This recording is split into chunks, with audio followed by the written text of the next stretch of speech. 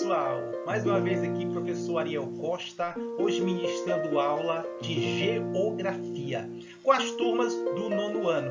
Hoje nós temos um assunto muito interessante que é a continuação dos aspectos físicos do continente europeu. Tá? Então uma boa aula para cada um de vocês. Então pessoal, iremos falar sobre o clima e a oferta hídrica. Iremos falar sobre a pluviosidade, que são as chuvas, sobre as vegetações e a conservação ambiental do continente europeu. Então, pessoal, iniciando falando sobre o clima, vocês podem observar que existe todos esses climas aqui, ó. O clima semiárido, o clima temperado, o clima mediterrâneo, o clima frio e o clima polar. Se você observar aqui na maior parte do continente europeu, que é essa cor aqui, ó, é o clima temperado que predomina na grande parte, na maior parte do continente europeu. Tá? O clima temperado, aquele clima bom, aquele clima gostoso. Né? Nem tão quente, nem tão frio. Mas existe também o clima semiárido, existe o clima mediterrâneo, que fica aqui, ó, no sinal onde eu estou mostrando para vocês, aqui próximo ao mar Mediterrâneo. Tá? Tem um clima frio, que pega aqui parte da Rússia, Suécia, aqueles países ali que são geladíssimos. Mas também tem um clima polar, que é aquele clima que já fica aqui nos trópicos. Tá? O clima polar você pode ver aqui na parte da Rússia e Suíça, vários outros países aí que já tem aquele clima mesmo que passa durante o inverno, aquele inverno terrível que chega a acumular metros de neve sobre as ruas. Tá? Então, quando se pergunta qual tipo de clima predomina no continente europeu, então você vai lembrar que é o clima temperado, ok? Aí tem aquele clima frio de altitude. Como que é o clima frio de altitude, professor? Eu coloquei até um exemplo aqui para vocês, ó, que são as montanhas. Tá? Tem vários locais, várias montanhas, cordilheiras. Tá? Tem os Alpes suíços que são congelados. Então é chamado de frio de altitude. Quanto mais você vai subindo no cume das montanhas, dos morros, tá? Mais gelado fica. Para vocês terem uma ideia, quando nós falamos de inverno aqui na nossa região, principalmente na região norte, região amazônica, falar, chegou o inverno. O que vem na nossa cabeça? Muita chuva, bastante água. Então esse para nós é o inverno.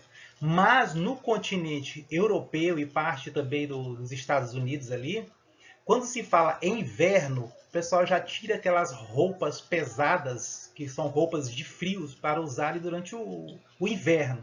Tá? Então veja bem, para vocês terem uma ideia, eu coloquei aqui ó, a imagem do portão de Brandemburgo em Berlim, na Alemanha. Tá? De um lado, vocês podem ver aqui, de um lado, tá o mesmo portão, mas no verão, com o sol quente, as pessoas passeando. E do outro lado aqui, tá o mesmo portão também, porém no inverno. Pode ver que o chão, aí, o piso chega a estar branco de neve, as pessoas com casacos pesados devido ao inverno. Tá? Então verão aqui para nós é sol quente, inverno é chuva. Para eles verão é um sol não tão quente, né? Um clima temperado, mas o inverno é rigoroso, frio demais. Outro exemplo que eu coloquei aqui para vocês, Moscou, tá? Que é a capital da Rússia. Durante o inverno, eu coloquei aqui ó, o Kremlin, tá? Que é um local muito interessante, muito importante aqui do governo russo. Tá? O Kremlin aqui durante o inverno, olha, tudo coberto de neve, tudo branco. Mas eu coloquei também o mesmo prédio, mas durante o verão. O Kremlin aqui, ó, durante o verão, tudo lindo e maravilhoso, sem nenhuma neve pelo chão. Aí quando nós vamos ali para ver o inverno da Suíça, pessoal, vocês não têm noção, é um inverno intenso, tá? Mas as cidades, elas estão preparadas para isso. No inverno, lá na Suíça, ele começa no mês de dezembro e vai até o mês de março, aquele inverno rigoroso. Eu assisti uma reportagem, eu vi a repórter que ela andava no meio das ruas, ela andava com a bota, tá? E a bota é como se fosse lama, atolava quase até os joelhos, mas somente de neve. Tá? Então o inverno na Suíça, olha o tempo que ele dura, de dezembro até março do outro ano. As casas totalmente cobertas de gelo, de neve. Agora vamos falar sobre as chuvas no continente europeu, tá? As chuvas, elas são frequentes na maior parte. Já na faixa polar chove menos. Se vocês olhar aqui nesse mapa, tá? Nós temos aqui, ó, o Círculo Polar Ártico. Nesse círculo aqui, ó, é onde chove menos, entre 250 mililitros e 500 mililitros.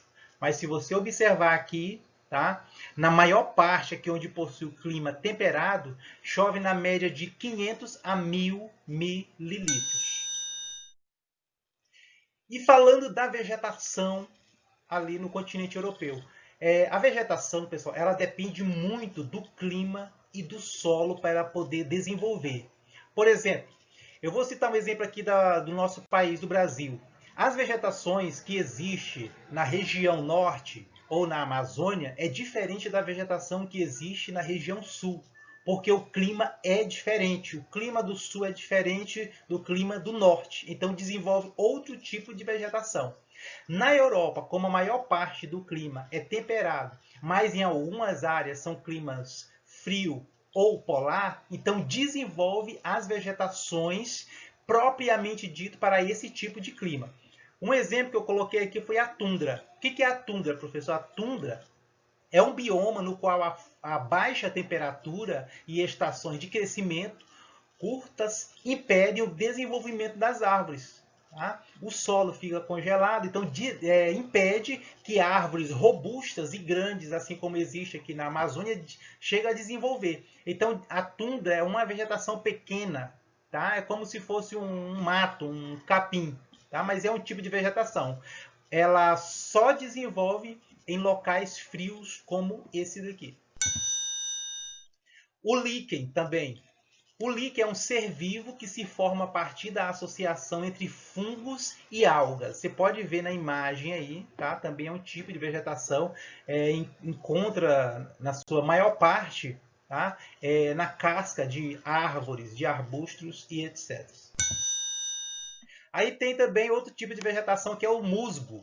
O musgo é um pequeno vegetal que se desenvolve em áreas úmidas. Você pode observar na imagem aqui, tá? Esse musgo, às vezes até se confunde com o lodo, tá? Mas nas áreas úmidas é onde se desenvolve esse tipo de vegetação.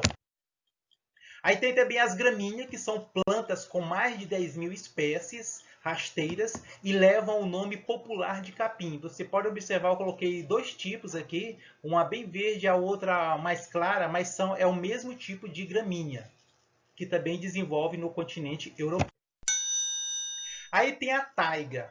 A taiga ela é conhecida como taiga, floresta de conífera, que elas parecem um cone. Observe que elas parecem um cone, tá? Então é a floresta de conífera, como também é chamada de floresta boreal, que é uma floresta linda, muito bonita.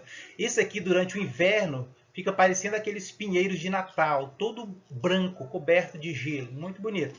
Então é um bioma predominantemente das regiões localizadas em elevadas latitudes, cujo clima típico é o continental, frio e polar. Então ela só desenvolve nesse tipo de região do clima frio e polar.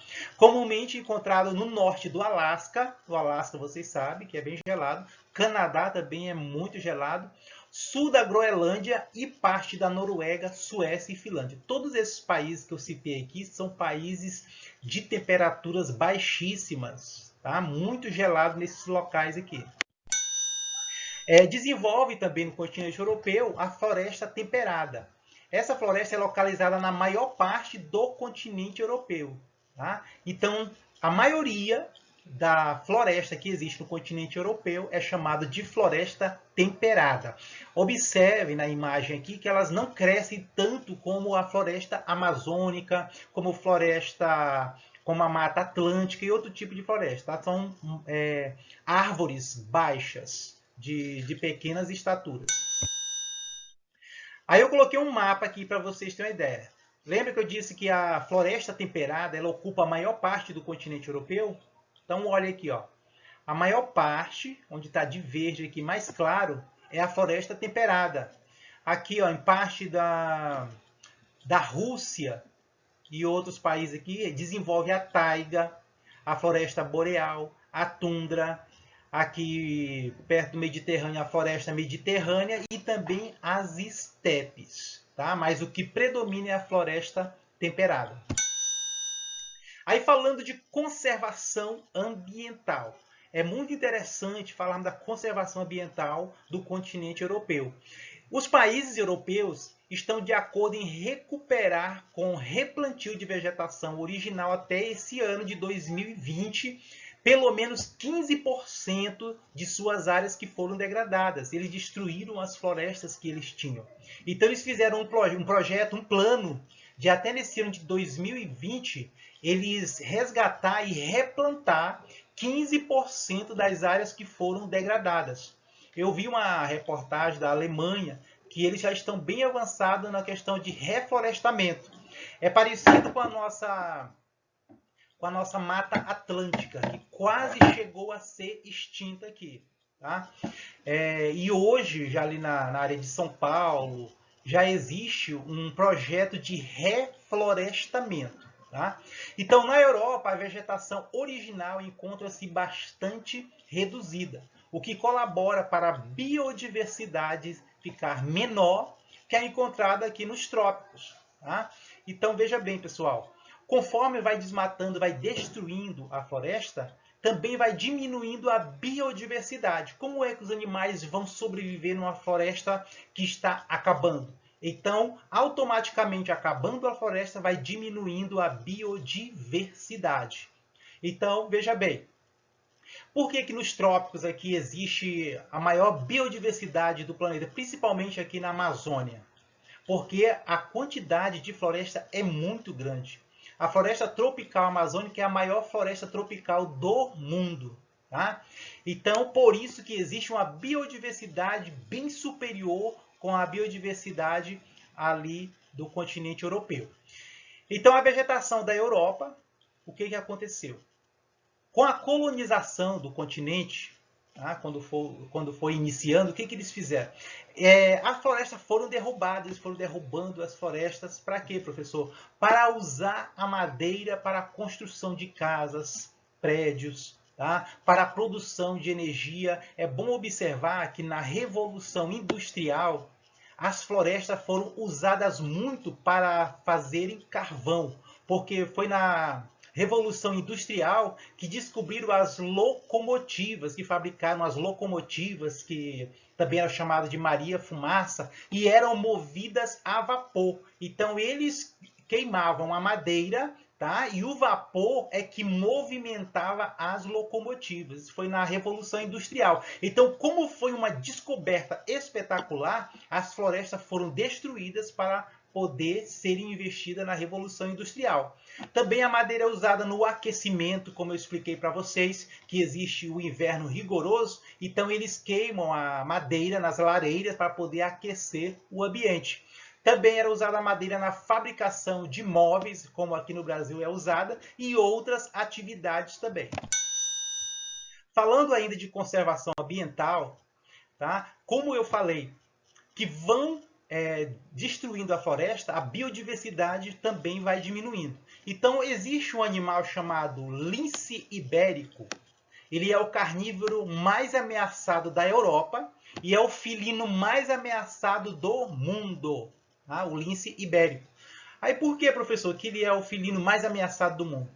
Por 3 fatores importantes. A destruição do habitat por incêndios florestais, a escassez de alimentos e o surto de doenças nas espécies presas. Tá? As espécies que sobraram, pouquíssimo que ainda tem, eles prenderam no local para não terminar de uma vez. Então, o que aconteceu?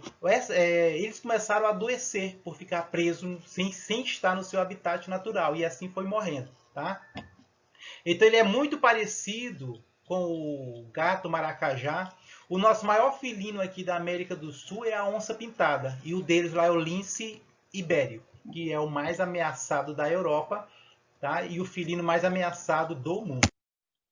Então, pessoal, nossa aula de hoje era essa. Nós encerramos falando dos aspectos físicos do continente europeu. E nas próximas aulas iremos falar dos aspectos econômicos, dos aspectos sociais e assim sucessivamente. Um forte abraço a cada um de vocês e até a próxima aula.